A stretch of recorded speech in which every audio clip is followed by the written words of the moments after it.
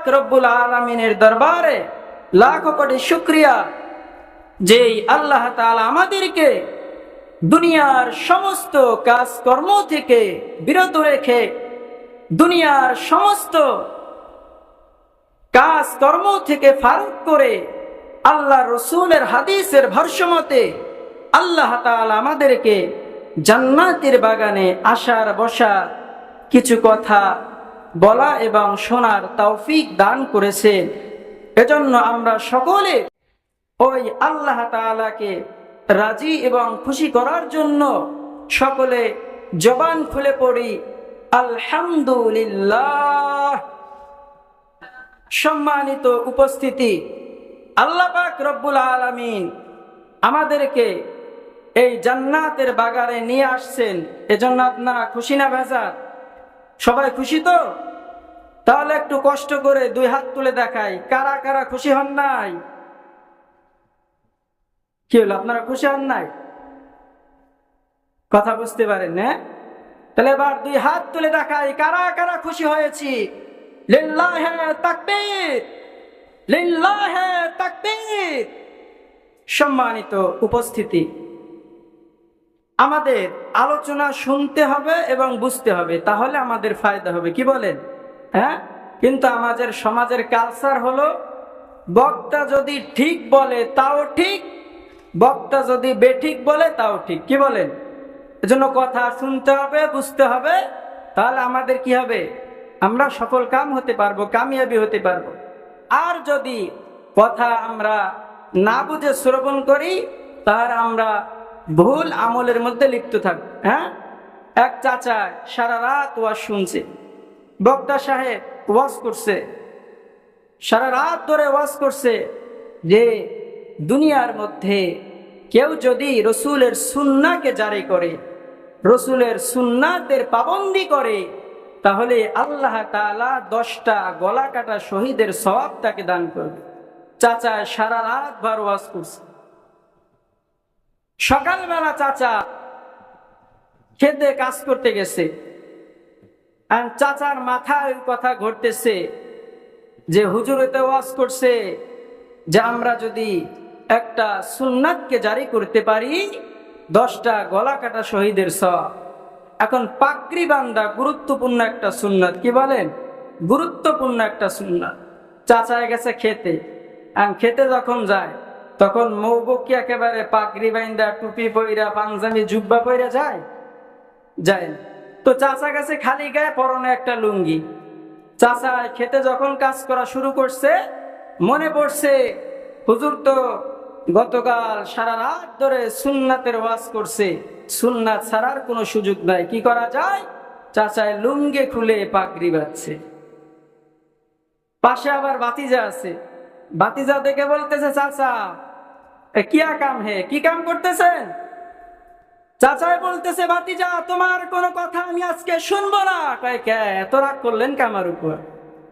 গত রাতে তাফসিরুল কোরআন মাহফিলে সারা রাত শুনছি, হুজুর বলছে সুন্নাতের পাবন্দি করবা, 10টা গলা কাটা শহীদের সওয়াব, সুতরাং পাগড়ি আমার বাঁধতেই হবে। বাতিজা কয়, চাচা পাগড়ি বাঁধবা ঠিক আছে, পরনে লুঙ্গি কই? চাচার তখন মোটামুটি একটা ভাব আসছে, হায় রে হায় কাম সারা। হ্যাঁ, বাতিজা বলতেছে পাগড়ি বাঁধা সুন্নাত ঠিক আছে, তবে সতর ঢাকা ফরজ, ফরজ বাদ দিয়া সুন্নাত ঢাকার সুযোগ আসেনি? সুযোগ নাই। এই জন্য ওয়াজ শুনতে হবে, বুঝতে হবে। হুজুর তো আর বলে দেয়নি যে লুঙ্গি খুলে পাগড়ি বাঁধা, বলছেনি? আমাদের শোনার ভুল আছে, হয়তো বসে বসে ঘুমায় শুনছে, কেউ কেউ আবার চানাচুর খাইছে আর শুনছে, আবার কেউ কেউ বাদাম খাইছে আর শুনছে। হ্যাঁ, এজন্য কথা বুঝতে হবে, শুনতে হবে, তাহলে আমরা কি হবো? সফল কাম। সম্মানিত উপস্থিতি, আমরা সর্বপ্রথম দোয়া করে নেই, আজকে যে বা যারা এই বিশাল একটা তাফসিরুল কোরআনের আয়োজন করেছে, টাকা দিয়ে, শ্রম দিয়ে, সময় দিয়ে, বুদ্ধি দিয়ে, আল্লাহ পাক রব্বুল আলামিন তাদের এই সময়টাকে আল্লাহ তাআলা নাজাতের জরিয়া হিসাবে কবুল করুন। আমরা সকলে পড়ি আল্লাহুম্মা আমিন। সম্মানিত উপস্থিতি, আল্লাহ পাক রব্বুল আলামিন আমাদেরকে এই তাফসিরুল কোরআন মাহফিলে নিয়ে আসছেন। কোরআনের তাফসির হবে, কি বলেন? তাহলে কোরআনের তাফসির যেহেতু হবে, তাহলে কোরআনের পরিচয় আমাদের জানা দরকার আছে না নাই? হ্যাঁ, আছে। কোরআন এমন একটা কিতাব, এই কোরআনের পরিচয় কোরআন নিজেই জবাব দিয়ে মানব জাতিকে বুঝিয়ে দেওয়ার সমর্থ আছে না নাই?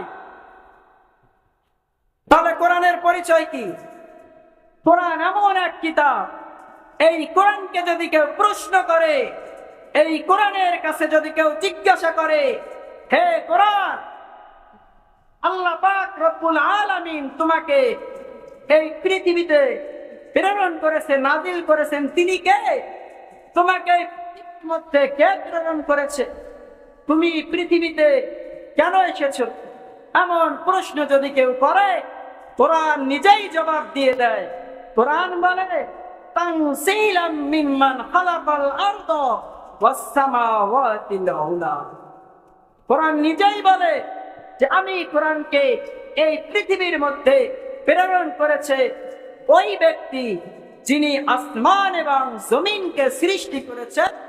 আমি কোরআনকেও ওই আল্লাহ তাআলা পৃথিবীর বুকে নাজিল করেছে। পড়ে সুবহানাল্লাহ। সম্মানিত উপস্থিতি, এরপরে কোরআনকে যদি কেউ প্রশ্ন করে, আরে কোরআন, ঠিক আছে বুঝলাম তোমাকে আল্লাহ পাক রব্বুল আলামিন দুনিয়ার মধ্যে প্রেরণ করেছে, তাহলে তুমি বলো তো এই পৃথিবীতে আসার পূর্বে, পৃথিবীতে আসার আগে তুমি কোথায় ছিলা? এমন প্রশ্ন যদি কেউ কোরআনের কাছে করে, কোরআন নিজেই জবাব দিয়ে দেয়, কয় বাল হুয়া কুরআনুম মাজিদ ফি লাউহিম মাহফুজ। আল্লাহু আকবার। কয় বাল হুয়া কুরআনুম মাজিদ, এই কোরআন হলো একটা সম্মানিত কিতাব, ফি লাউহিম মাহফুজ। কোরআন বলে পৃথিবীতে আসার আগে আমি লাউহে মাহফুজে ছিলাম। তাহলে কোরআন পৃথিবীতে আসার আগে কোথায় ছিল? লাউহে মাহফুজে ছিল। এবার আসে, এই কোরআনকে যদি আবার কেউ প্রশ্ন করে, হে কোরআন, বুঝলাম তুমি পৃথিবীতে আসার আগে লাউহে মাহফুজে ছিলা, তাহলে বলো তো তুমি কার উপর অবতীর্ণ হয়েছে? কোরআন নিজেই জবাব দেয়, وآمنوا بما نزل على محمد وهو الحق من ربهم। কোরআন বলে, ওয়ামিনু, তোমরা ঈমান আনো, আলা মুহাম্মাদি ওয়া হুয়াল হাক্কু মির রাব্বিহিম, মুহাম্মদ সাল্লাল্লাহু আলাইহি ওয়াসাল্লামের উপর যাহা কিছু অবতীর্ণ করা হয়েছে তোমরা তার উপর ঈমান আনো। আর এক আয়াতের দিকে লক্ষ্য করলে দেখা যায়, তাবারাকাল্লাযী নাযালাল ফুরকান আলা আবদিহি লিয়াকুনা লিল আলামিন নাযীরা। আল্লাহ তাআলা বলে, তাবারাকাল্লাযী নাযালাল ফুরকান আলা আবদিহি লিয়াকুনা লিল আলামিন নাযীরা। কয় বড় বরকতপূর্ণ ওই আল্লাহ তাআলা যিনি বিশ্ববাসীর জন্য ফুরকান দান করেছেন। কোরআন আমরা সকলে জানি, কোরআনের নাম কোরআন, কিন্তু কোরআনের আরো কয়েকটা নাম রয়েছে, তার মধ্যে একটা হলো ফুরকান। হ্যাঁ, কোরআন এমন এক কিতাব, আল ফারকু বাইনাল মুমিন ওয়াল কাফির, আল ফারকু বাইনাল কিযবি ওয়াস সিদকি, আল ফারকু বাইনাল মুসলিম ওয়াল মুমিন। কোরআন এমন এক কিতাব, আল ফারকু বাইনাল হাক্কি ওয়াল বাতিল, কোরআন হক এবং বাতিলকে পার্থক্য করে। আল ফারকু বাইনাস সিদকি ওয়াল কিযবি, কোরআন এমন এক কিতাব, এই কোরআন সত্য এবং মিথ্যাকে পার্থক্য করে, তার নামই হলো ফুরকান।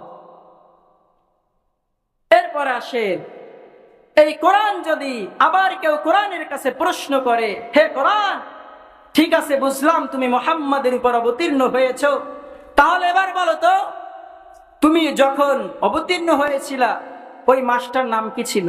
কোরআন নিজেই জবাব দেয়, শাহরু রমাদানাল্লাযী উনজিলা ফীহিল কুরআন।